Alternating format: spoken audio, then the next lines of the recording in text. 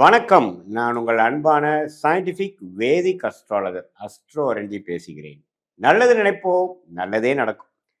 இந்த வீடியோவில் நம்ம என்ன பார்க்க போறோம்னா, ரிஷபராசிக்காரர்களுக்கு ஆகஸ்ட் 2026 எத்தகைய ஒரு மாதமாக பலாபலன்கள் நிறைந்த ஒரு மாதமாக இருக்க போகுதுங்கிறத சயின்டிஃபிக் வேதிக் அஸ்ட்ராலஜி முறையில் எதையும் மிகைப்படுத்தாமல் உள்ளது உள்ளவாறு பரிகாரங்கள் அருள்வாக்கு சொல்ற மாதிரிலாம் போகாமல் ஒரு ஒரு கிரகமும் ராசிக்கு இது மாதிரி இடத்துல சஞ்சரிக்கும் பொழுது இந்தந்த டிகிரியில சஞ்சரிக்கும் பொழுது இந்திய வேத ஜோதிட அடிப்படையிலான அறிவியல் சார்ந்த சாஸ்திரமாகிய நம்மளுடைய சாஸ்திரத்துல சயின்டிபிக்கா பார்க்கும் பொழுது சயின்டிபிக் வேதிக் அஸ்ட்ராலஜி முறையில எப்படி பலன்கள் நமக்கு வரப்போகுது, ஷார்ட் டேர்ம் எப்படி இருக்க போகுது, லாங் டேர்ம் எப்படி இருக்க போகுது, இந்த ஆகஸ்ட் மாதம் எது மாதிரி விஷயமாக நாம எதிர்பார்க்கலாம் அப்படிங்கிறத துல்லியமா பார்க்க போறோம்.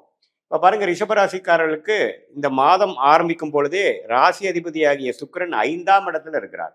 5ஆம் இடத்துல நீச்சம் பெறுகிறார், சனியின் பார்வை பெறுகிறார். ஸோ இது வந்து என்ன தெரியுதுன்னா, ரிஷபராசிக்காரங்க நம்ம எதிர்பார்க்க கூடாது. ஆகஸ்ட் மாதம் சில விஷயங்கள் அப்படி இப்படி தான் இருக்கும். ஹார்ட் ஒர்க் நிறையா பண்ண வேண்டி இருக்கும், அலைச்சல்கள் நிறையா இருக்கும். ஆனால் அதுக்கு ரிசல்ட் கொஞ்சம் சுமாராக தான் இருக்கும். ஏன்னா ராசி அதிபதி சனியின் பார்வை பெற்று நீச்சமாக இருக்கும் பொழுது நம்ம எதிர்பார்ப்புகளை வளர்த்து கொள்ளாதீர்கள். ஆகஸ்ட் மாதம் அடுத்து வரக்கூடிய மாதத்தில் சிலது நடக்கலாம். ஆகஸ்ட் மாதம் கொஞ்சம் மெயின்டெனன்ஸ் மோடில் இருக்கக்கூடிய ஒரு மாதமாக இருக்குங்கிறத தெரிஞ்சுக்கணும்.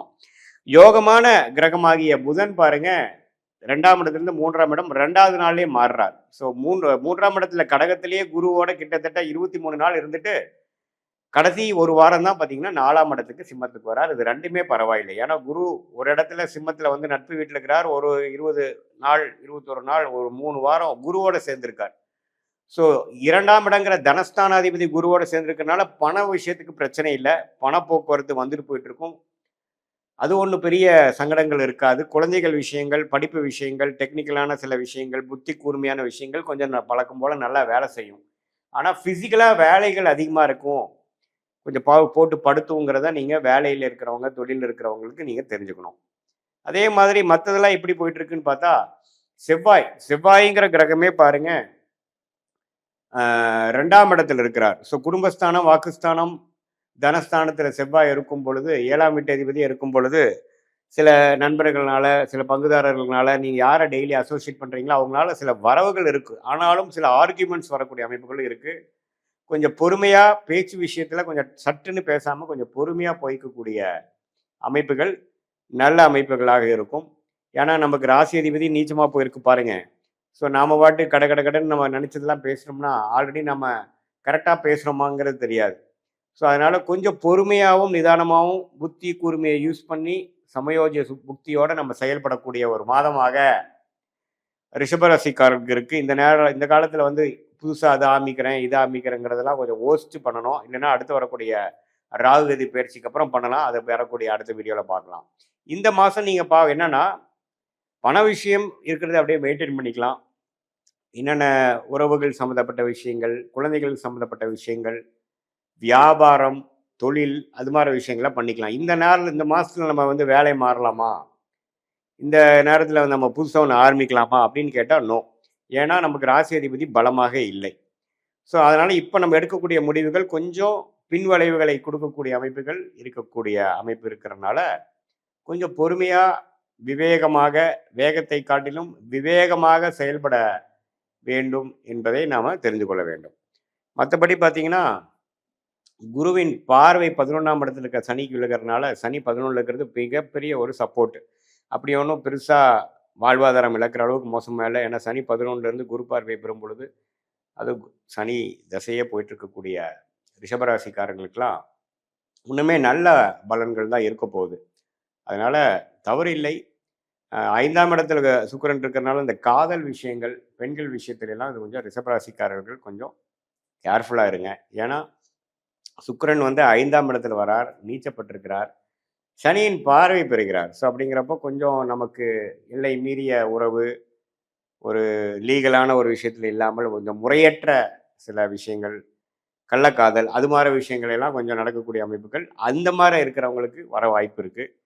அதுல எல்லாம் கொஞ்சம் பிரச்சனை ஆகாமல் இருக்கிறதுக்கு கேர்ஃபுல்லாக இருக்கணும். ஏன்னா செவ்வாயின் பார்வையும் பார்த்தீங்கன்னா சுக்கிரன் மேலே விழுகிறார். ஸோ சுக்கிரன் பார்த்தீங்கன்னா செவ்வாய் பார்வையும் பெறுகிறார், சனியின் பார்வையும் பெறுகிறார். அப்படிங்கிறப்போ உங்களுடைய ராசி அதிபதி ரொம்ப பாதிக்கப்பட்டிருக்கு.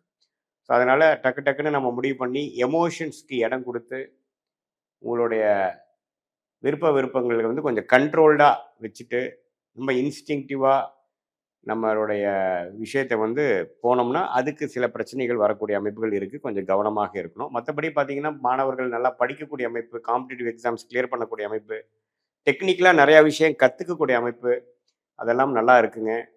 அதே சமயத்தில் ஒரு கல்யாண விஷயங்கள், ஒரு அசோசியேஷன், ஒருத்தரோட சேர்ந்து ஒரு புதிய தொடர்பு வருவது, அது மாதிரி விஷயங்கள்லாம் வியாபாரம், அது மாதிரி விஷயத்துக்கு போய்க்கலாம்.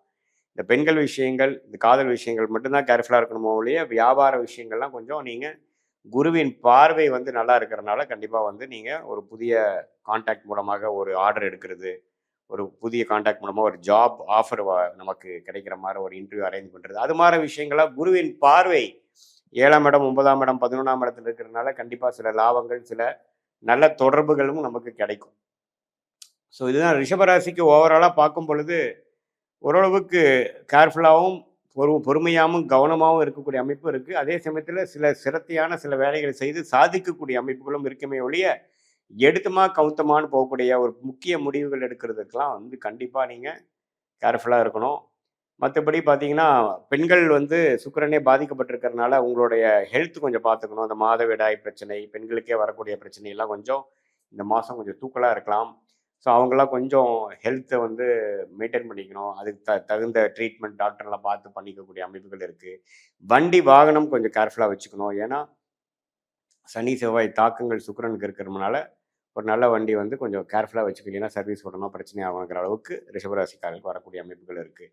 இது வந்து ஒரு பொதுவான பலனை தவிர உங்களுடைய பிறந்த தேதி, பிறந்த நேரம், பிறந்த உரை வைத்து வரக்கூடிய ஜென்ம ஜாதகத்தில் எப்படி உங்களை எந்த லக்னத்தில் பிறந்தீங்க, அந்த லக்னாதிபதி எப்படி இருக்குது, இப்போ என்ன தசைகள் போயிட்டு இருக்கிறத வைத்து தான் துல்லியமான பலன்கள் வந்து இப்போ நம்ம பேசின பொது பலனோட சேர்த்து வச்சு பார்க்கும் பொழுது துல்லியமான பலன்கள் நமக்கு வரும்.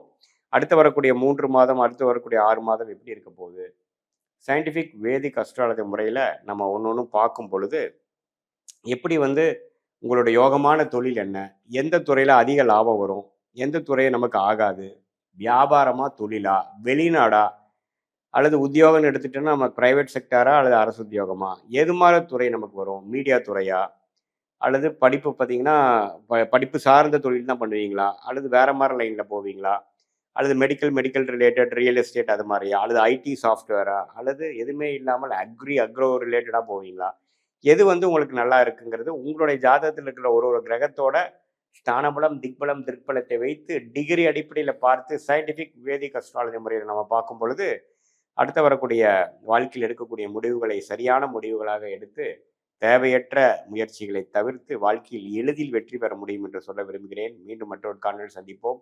நன்றி, வணக்கம்.